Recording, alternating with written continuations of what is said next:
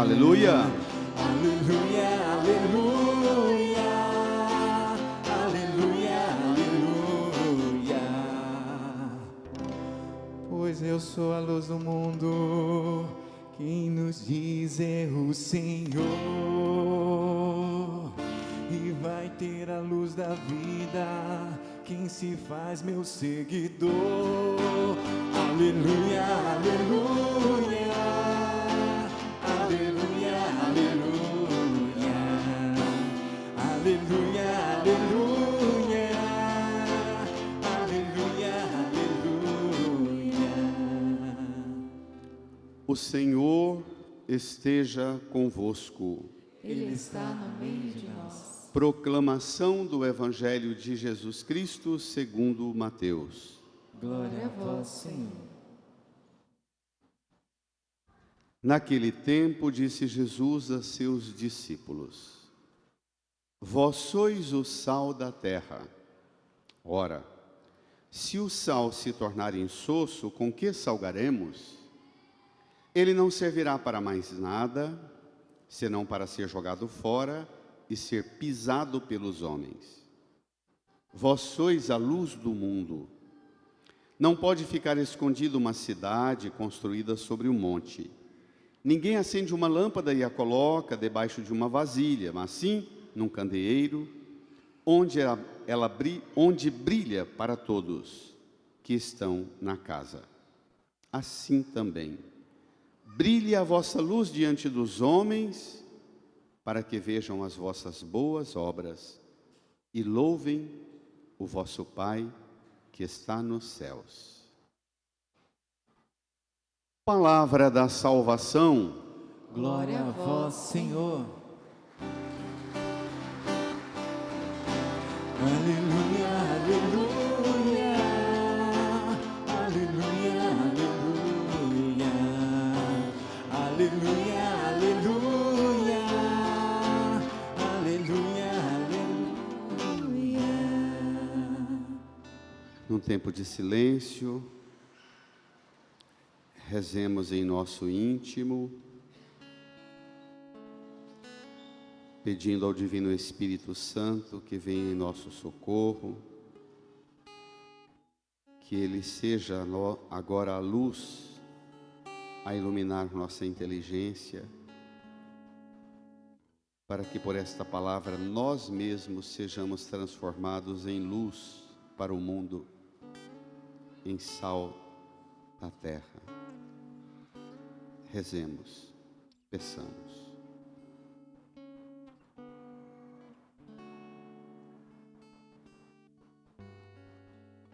Amém. Queridas irmãs e irmãos, estamos com Jesus no monte, o lugar onde Jesus dirige esse ensino aos discípulos, que é no norte de Israel, nas margens, nas cordilheiras às margens do Mar da Galileia. Tem várias ondas dos montes e por vezes formam planícies, mais montes, mais planícies.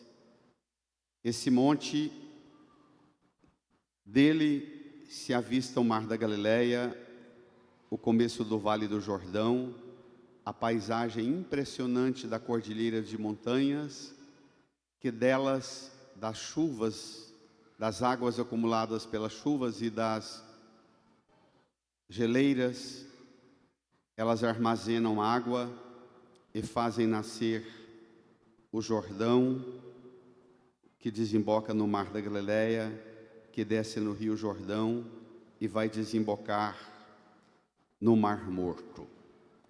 Jesus contempla aquele esplendor, aquela beleza da criação e vê naquele cenário inspiração para formar os apóstolos, formar os discípulos.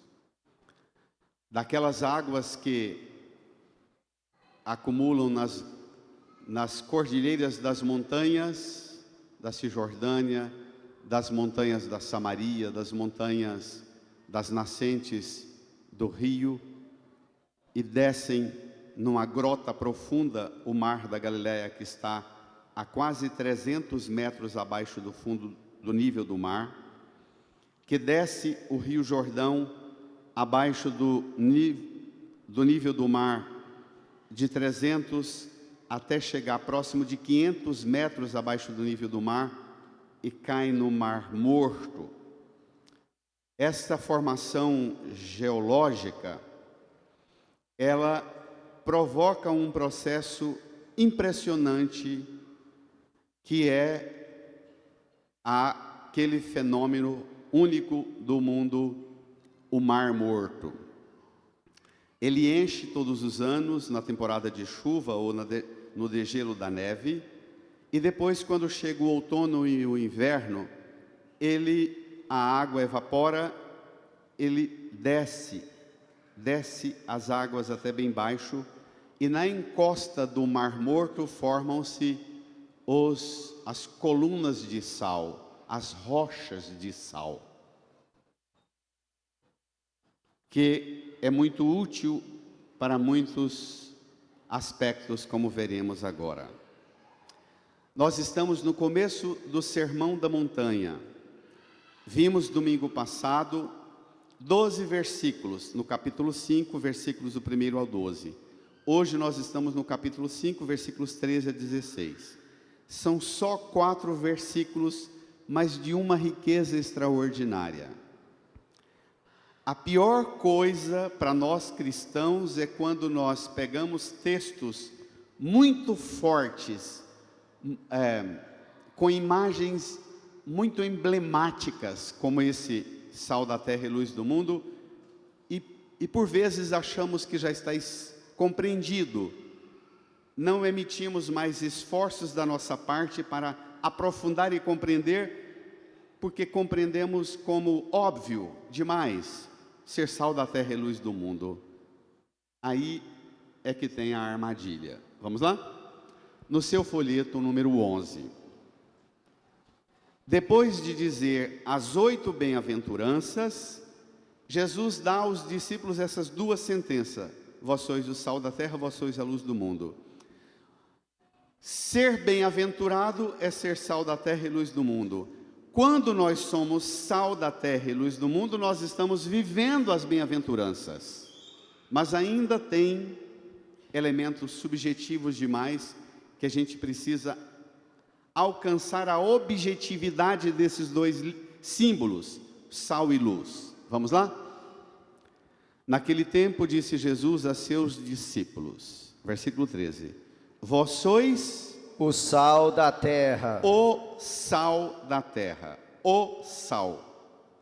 Não da sua famíliazinha, não eu vim a este mundo para ser feliz, para dar sabor à minha vida. Não, vós não sois o salzinho para temperar vosso umbigozinho narcisista, tomado de ego. Você está no mundo para dar sabor à terra. O seu horizonte de derramamento para ser sabor é a terra, o mundo. Distenda-se do olhar sobre si mesma, sobre si mesmo, do olhar sobre o seu mundinho particular, a família, o seu trabalho, a sua realização, o seu ego. Por mais bonito e precioso que seja este universo particular seu, abra o horizonte e, como Jesus no monte enxerga a grandeza da criação do mundo, ele diz aos discípulos: vocês não foram feitos para vocês mesmos. Vocês estão nessa terra para dar sabor ao mundo. O que significa ser sal da terra? Primeiro vamos para as consequências. A linguagem simbólica, ela é muito perspicaz, porque ela guarda consequências que às vezes a gente não não arca com as consequências desta linguagem. Sal. Primeiro que o sal, você tem o saleiro, o sal, a dosagem para temperar a comida. Quando você tira daqui e dilui o sal no alimento, ele nunca mais volta para lá. Nós podemos dizer, com a extravagância da metáfora, que quando você pega a porção de você mesma, de você mesmo, para dar sabor ao mundo, como o sal do saleiro jogado na comida, você se dilui e você não se pega mais de volta. Não tem caderneta, não é uma poupança que você anota a quantidade e a reserva e calcula os benefícios e o retorno que isso vai dar. Você se dilui de forma despojada, e a comida que é saboreada ou a sobra que é jogada fora, as consequências são essas. O sal jogado no alimento, ele não se pega de volta. Ser sal da terra é diluir-se em derramamento de doação de si, para dar sabor às realidades onde você é jogado, no cuidado com você mesma, com você mesmo, com a sua família, com o seu casamento, com o seu trabalho, com a sua escola, com a sua doação e entrega para o mundo, mas sem a presunção de ter o controle absoluto. Ser sal é dar-se sem ter condições de controle daquilo que você doa. Amém? Essa sentença, ela é pavorosa. Segundo, para ser sal, é preciso submeter-se à regra do cozinheiro. É Jesus que tira de mim e de você a porção que ele precisa. Não é o sal que decide que tanto se joga.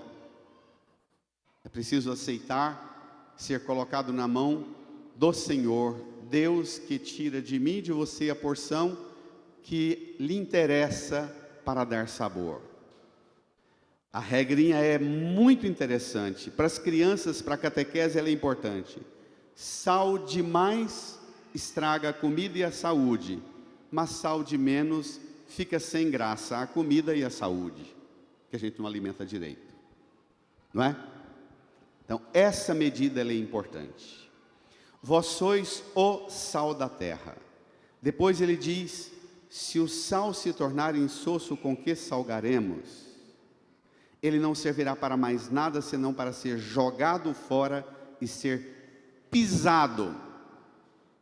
Nós vivemos numa sociedade violenta, onde os violentos se acham na liberdade de serem violentos e justificam a violência dizendo: porque você não deu para mim o que eu queria de você.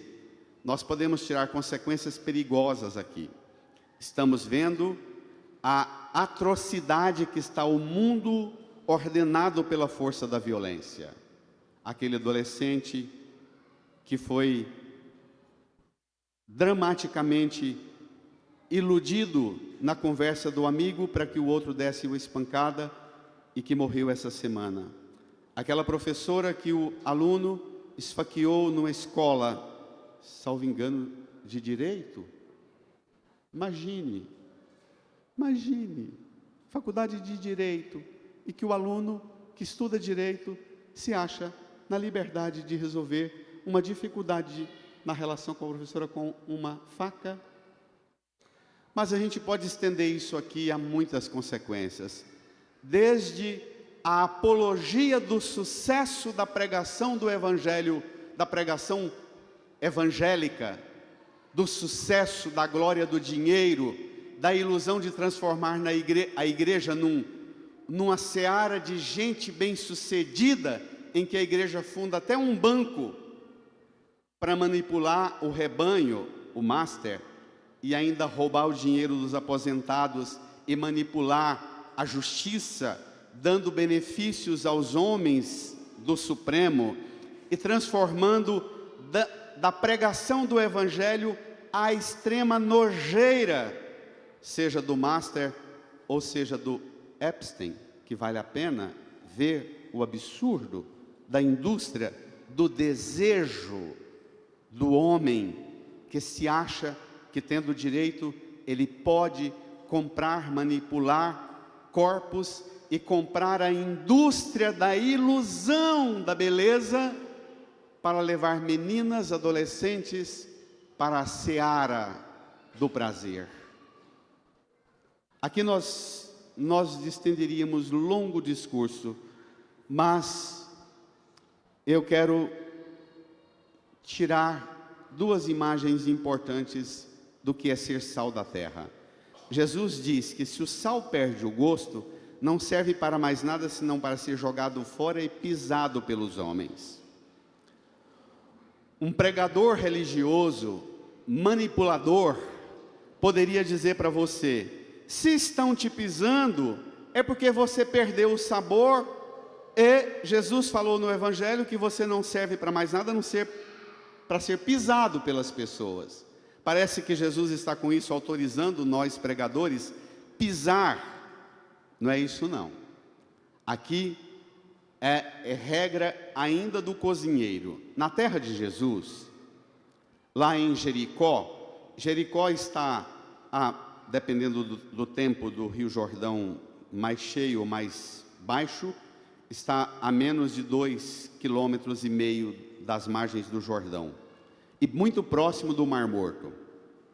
Em Jericó tem, na arqueologia, alguns registros de forno de pedra e de barro, forno grande, que era usado coletivamente, por causa do Vale do Jordão, uma boa reserva de combustível, madeira para aquecer o forno.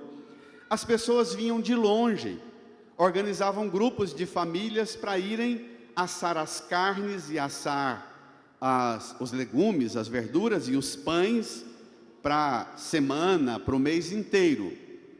Então, a construção caprichosa eu tenho maior dificuldade com o plural de forno, né? De fornos. Os fornos eram muito bem engenhosamente construídos. E eles descobriram duas coisas: que a vegetação que dava nas margens do Rio Jordão, na encosta do Mar Morto, na água bem salgada, dava para aquela vegetação dos brejos, do pântano, dava para aquela vegetação um cheiro e um sabor muito particular. E eles usavam, alguns até hoje usam, aquela vegetação para a hora que o forno está extremamente quente, joga aquela vegetação bem úmida do pântano dentro do forno, que aquilo caracteriza um aroma extraordinário na comida. Mas mais ainda, mais tarde, eles descobriram a arte de pegar placas, colunas de sal do Mar Morto, revestir o forno por dentro com aqueles blocos de sal. O forno era superaquecido, o sal servia para reter o calor, mas o sal ainda servia para uma outra coisa muito interessante. Quando o forno está superaquecido e você vem com as carnes, com as verduras, os legumes, e principalmente os pães úmidos, e coloca e fecha o forno, aquela umidade sobe para os cristais de sal, das colunas de sal revestindo a parede do forno. Aquela umidade dá um efeito químico e físico na temperatura, que explode o sal em lascas de sal e tempera de forma homogênea tudo que é assado no forno, e dava um sabor extraordinariamente grandioso. Até hoje a gente vai lá em Israel, é uma coisa impressionante a peculiaridade dessa técnica de uso do sal. Só que com o uso repetido de aquecimento, o sal vai perdendo a capacidade de dar essa explodida e vai perdendo o sabor. Também, às vezes, por causa do excesso de gordura e de assados dentro dos fornos, fazia um mutirão para recuperar o forno e limpar o forno por dentro, tirava aquele revestimento das placas de sal, e nos caminhos de acessos para aqueles fornos que ficam bem fora do vilarejo, onde tem água, lenha e matéria orgânica para desenvolver toda essa arte culinária de Israel, de tempo em tempo tinha que limpar o forno. Pegava aquelas placas de sal belíssimas e jogava fora e virava no caminho muito rochoso. Se colocava aquelas placas de sal, você pisa, ela se derrete e preenche aqueles buracos para carregar as cargas dos assados ou dos ingredientes para serem assados. Jesus estava usando uma linguagem que os discípulos tinham familiaridade com ela, da coleta do sal, do capricho do forno, do sabor da comida, ao jogado fora e pisado. Pronto, voltemos à imagem. Também na Índia, o sal do Himalaia é usado placas para revestir o forno, e na própria pedra de sal se faz selar comida, grelhar comida e assar, e que dá um sabor particularíssimo. Quando Jesus diz para mim e para você que nós temos que ser sal da terra, Ele está dizendo para nós que a nossa medida tem que ser desmedida. Que o sentido da nossa vida no mundo não é essa cultura e essa sociedade narcisista, egóica, onde o umbigo nosso, onde a nossa carência e necessidade o tempo inteiro de elogio, reconhecimento, homenagem, títulos e reconhecimento, e retorno, e retorno, e retorno. Jesus está dizendo, olha, o cristão deve dar e derramar sua vida e não ficar calculando o retorno que isso dará. O sentido do cristão é não querer outra coisa senão que o que eu faço sirva para dar sabor para a vida dessa família, desse casamento, dessa comunidade, deste mundo que eu vivo nele. Não nos esqueçamos 3 dimensões importantes do sal no organismo humano.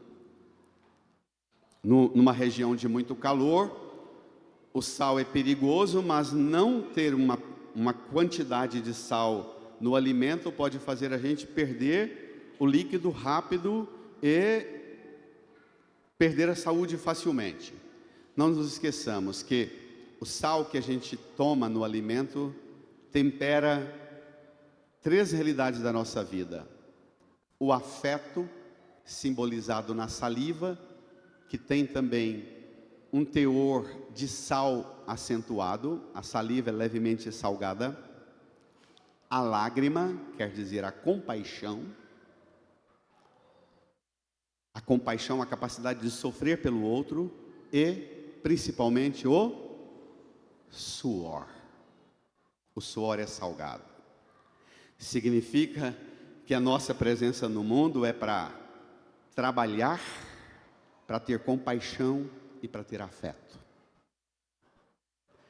Não adianta só morrer de trabalhar e bancar tudo com dinheiro e não tem a lágrima salgada do afeto, e não tem a saliva temperada e salgada, a lágrima da compaixão e a saliva do afeto. Isso é muito importante, tá claro? 3 dimensões assim, para uma espiritualidade que dê a você a capacidade de olhar para você mesma e dizer, eu preciso ser uma realidade transbordante de sabor, com o trabalho, com a compaixão na lágrima e com o afeto no beijo, na palavra. Bora? Lá vem a segunda sentença. Versículo 14. Vós sois a luz do mundo. Vai? Não pode ficar escondida uma cidade construída sobre um monte. Vai. Ninguém acende uma lâmpada e a coloca debaixo de uma vasilha, mas sim num candeeiro, onde brilha para todos que estão na casa. Olhe para cá, crianças. Olhem para cá, crianças. Isso aqui para catequese é importante. Esse trem aqui não sai não, né? Sai. Depois vocês organizem. Vós sois a luz do mundo. Jesus está usando a metáfora desse tipo de elemento iluminador. A vela. O candeeiro. Que é a composição, a união do pavio de algodão ou de fibra vegetal com a cera, que pode ser tanto de óleo animal quanto óleo vegetal. Hoje em dia, o óleo também mineral, né? Então, essa combinação do pavio unido à cera, ao combustível, chega o fogo e o pavio vai se alimentando da cera e os dois, o pavio e a cera, vão desaparecendo, vão sendo consumidos para iluminar, para clarear, para dar clareza para o mundo. Vós sois a luz do mundo.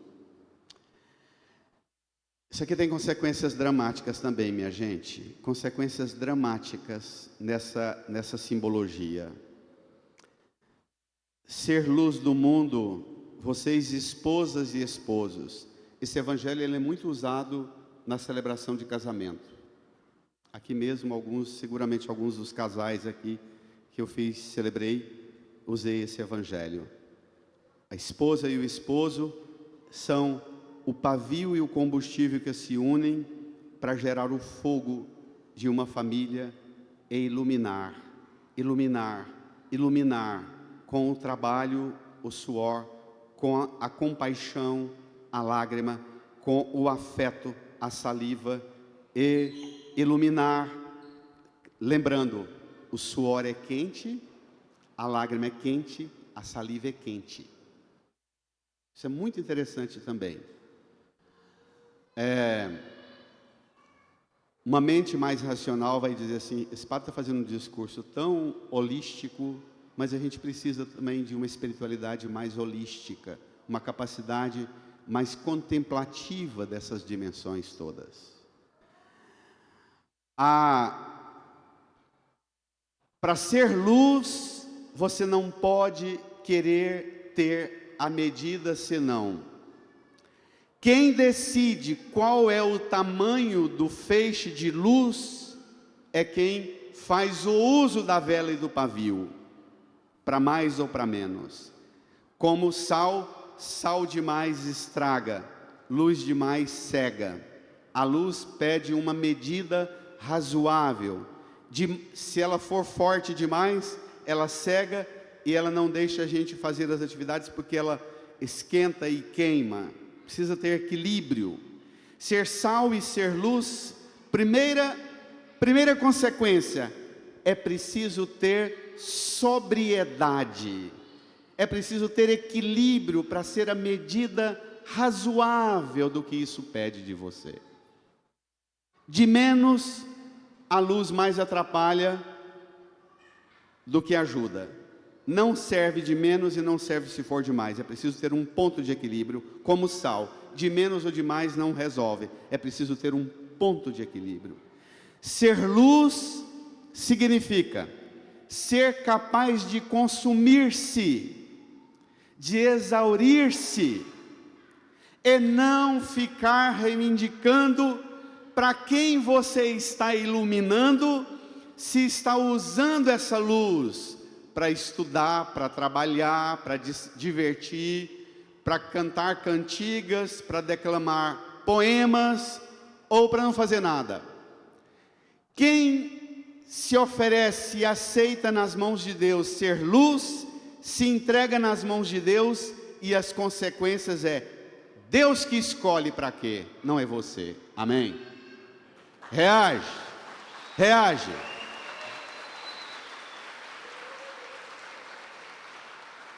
O que é certo é que a luz não é luz com uma cadernetinha, com uma calculadora aqui, que tanto eu estou me doando, que tanto de cera, que tanto de pavio eu estou me gastando. O que interessa é iluminar e mais nada. Iluminar, aquecer, ilumina, aquece, e voltando para a simbologia do sal, serve para cozinhar, dar o ponto de textura necessária para o alimento cozido. A luz tem essa tríplice dimensão: ilumina, aquece e dá o cozimento necessário do alimento.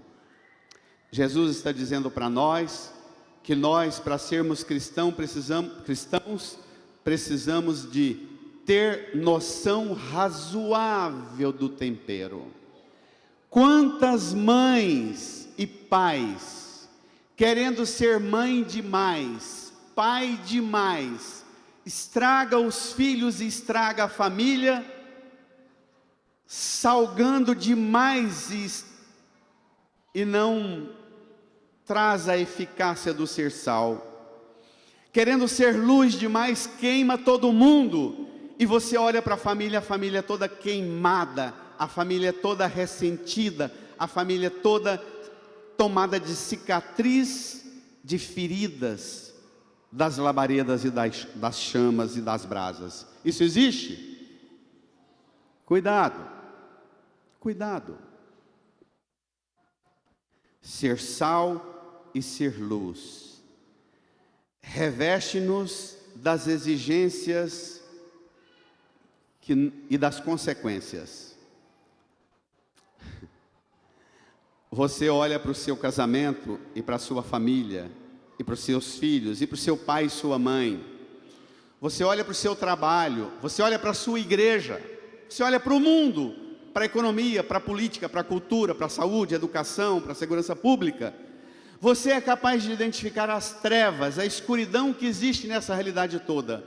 Você é capaz de identificar o que está sem gosto, sem sabor, o que está desgostoso. Mais do que alguém poderoso, poderosa, para identificar a treva do mundo e a falta de gosto das realidades, o Senhor diz para você: mais do que alguém bom para elencar a escuridão das coisas, seja no mínimo a luz perto das realidades onde você tem condições de iluminar, e pare de ser um amargurado, uma amargurada que só condena as trevas, que só condena o dissabor e o desgosto das coisas. Vá temperar e vá iluminar essa treva e vá temperar esse desgosto. Amém? Reage.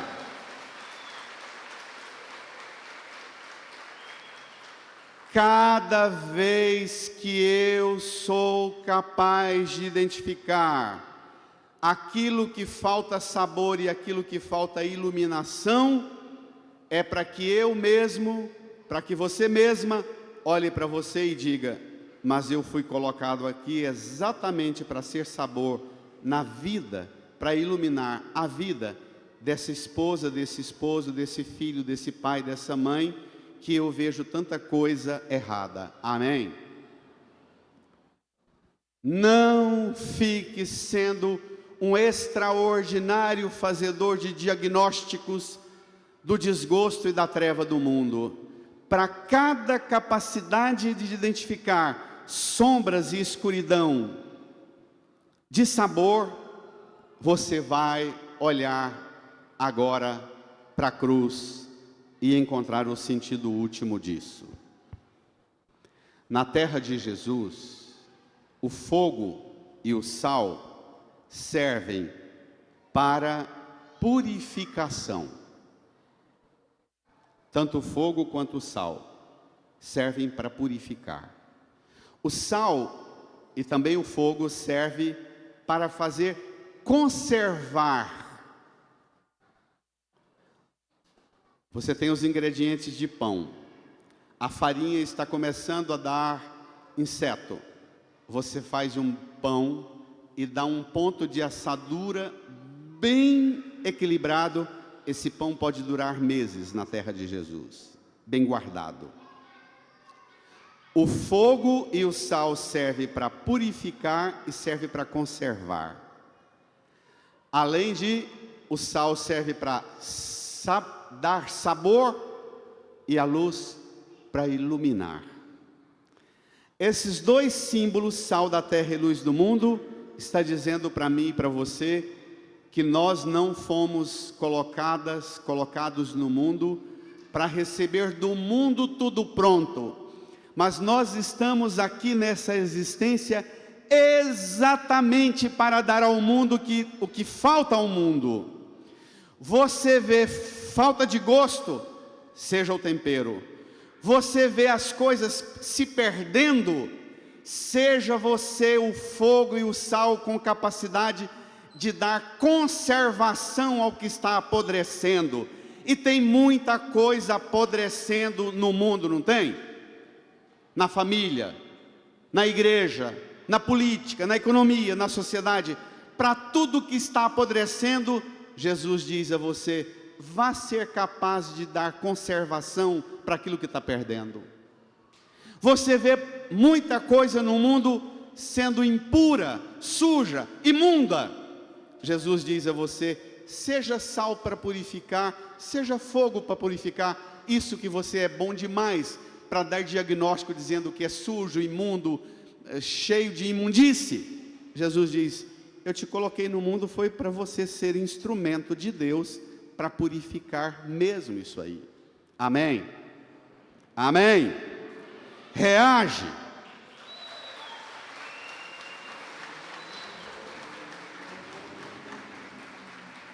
Olha, no livro dos Números, livro de Números, capítulo 18, versículo 19, e Levítico 2:13. Achei tão charmosa essa expressão para vocês, esposas e esposos. Olha que coisa impressionante. Que dá a vocês a noção exata. A toda oferenda apresentada ao Senhor será adicionarás o sal. Nunca omitirás o sal, porque a oferta entregue diante do altar deverá revelar uma aliança de sal. Aliança de sal significa uma aliança pura, uma aliança que dura, que conserva. Aliança de sal. É impressionante a vastidão dessa expressão. Apresentarás ao Senhor uma aliança de sal, uma aliança que dure, uma aliança que purifique. Se você ainda olha para você e diz: eu não sei como ser sal da terra e luz do mundo, vem comigo rapidamente na primeira leitura, pegue lá.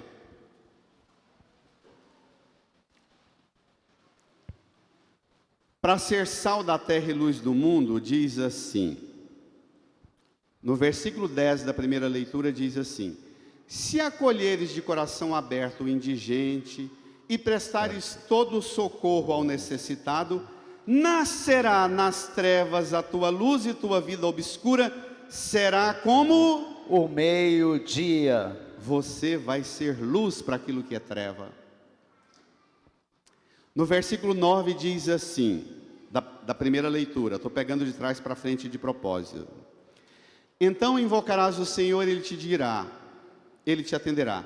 Pedirás socorro e Ele te dirá, eis-me aqui. Se, leia, destruíres teus instrumentos de opressão e deixares os hábitos autoritários e a linguagem maldosa. Para ser sal da terra e luz do mundo, é preciso destruir teus instrumentos de opressão.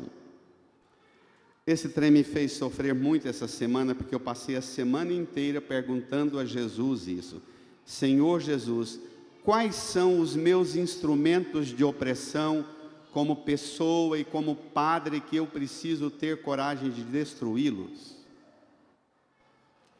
Quais são os meus hábitos autoritários como pessoa, como gente, como padre, que eu preciso deixar esses hábitos autoritários? Senhor, qual é a minha linguagem maldosa que eu preciso deixar, destruir também a linguagem maldosa? Você sabe identificar? Ou você sabe identificar isso só nos outros? Nos outros é fácil.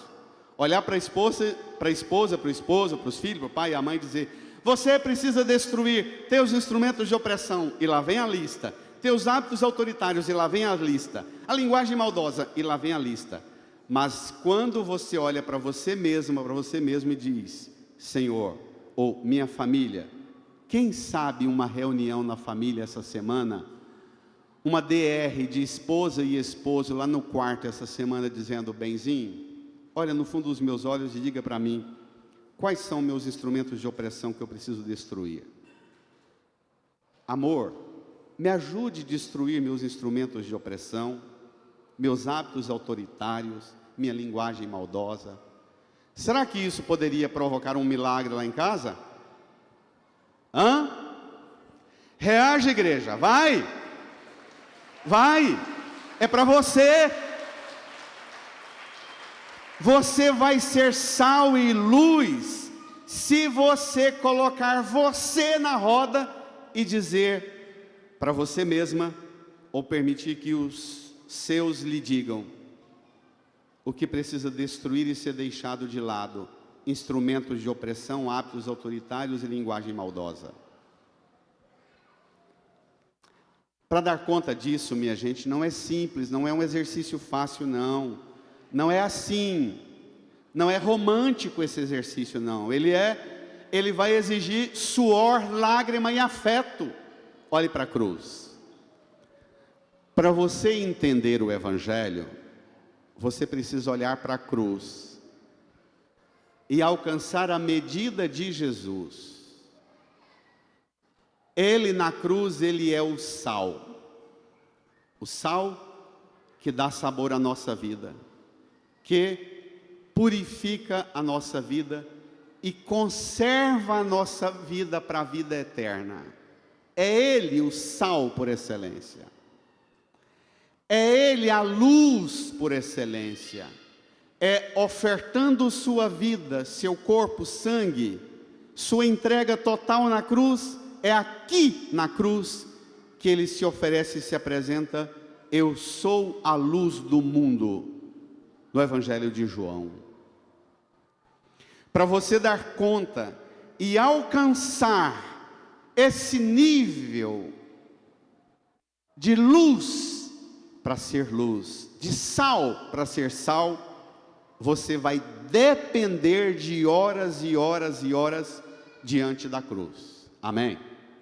É ela que dirá a você. Vale a sentença de Bento XVI: você só é sal e luz quando, diante da cruz, você olha para Ele. Para ser sal e luz, eu preciso alcançar na haste horizontal os braços. Eu preciso alcançar o meu irmão, abraçá-lo, mas não para dar-me a ele, a ela, mas a haste vertical para dá-lo a Deus.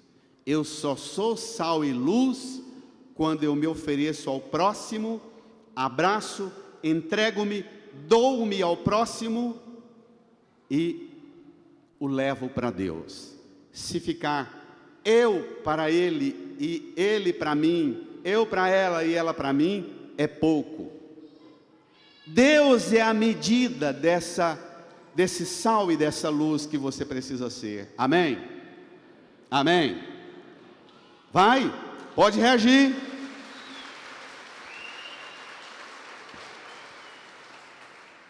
E agora, a sentença mais difícil para terminar. Versículo 16 do Evangelho. Vamos lá?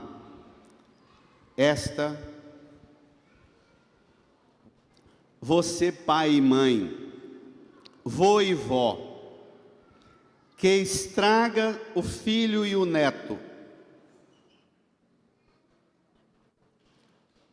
a exaustão, criando meninas e meninos narcisistas, carentes de elogios e aplausos e reconhecimento o tempo inteiro.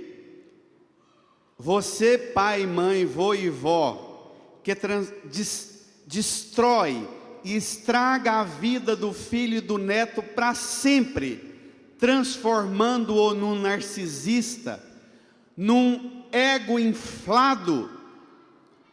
Pegue essa sentença do versículo 16, vamos lá? Assim também brilhe a vossa luz diante dos homens, para que vejam as vossas boas obras. Vejam o quê? As vossas boas obras. E façam o quê? E louvem o vosso Pai que está nos céus. A medida que decide, o critério que decide se eu e você somos sal e luz, é se as pessoas olhando para as boas obras nossas, os atos bons nossos, as pessoas não começam a ser seguidores nossos, a elogiar, a dar um like, a dar um emojizinho dizendo que nós somos o top, o melhor, e aplaude, e elogia, e elogia, e elogia. As nossas obras só são obras boas se elas levam as pessoas que recebem os nossos bons atos, se levam as pessoas a glorificar o Pai que está no céu. Se o olho e a atenção das pessoas se voltam para nós, não estamos sendo sal e luz. A gente só dá conta de entender isso quando Jesus fala: eu não vim para fazer a minha vontade, mas a vontade daquele que me enviou. Meu Pai me ama, por isso é que eu dou por vocês a minha vida, para dar vocês ao meu Pai. Nossas boas obras devem ter a mesma medida da boa obra de Cristo. Nossas boas obras, o resultado, a consequência para dizer se elas são boas mesmos, é ser quem recebe nosso suor, nossa lágrima e nosso afeto, são conduzidas para Deus e não para nós, para receber Deus e não receber as riquezas e o consumismo ilusório das coisas deste mundo. Mas se as pessoas recebem e acessam Deus e não acessam as coisas do mundo. Amém? Reage.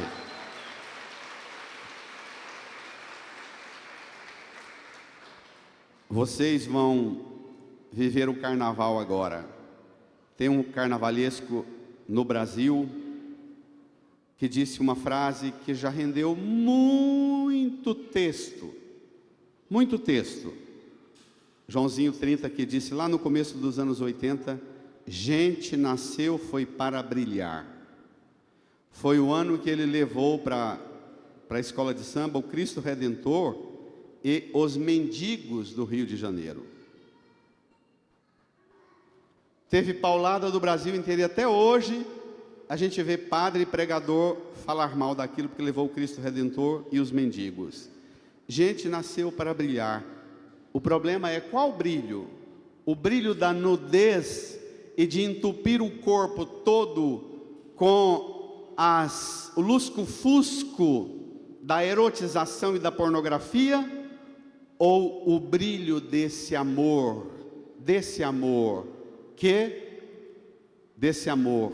que dá gosto, que purifica e conserva para a vida eterna, mas não gasta tudo na farra de 3 dias ou de uma semana de carnaval, mas passa o carnaval preparado para o eterno e não consumido nas coisas daqui. Amém? Amém? Amém. Olhe para a cruz, fixe o seu olhar na cruz e diga para Jesus, fale para Ele das suas dificuldades em ser sal e luz para você mesmo, para sua casa, para sua família, para o mundo onde você trabalha, para sua escola. Fale para Jesus.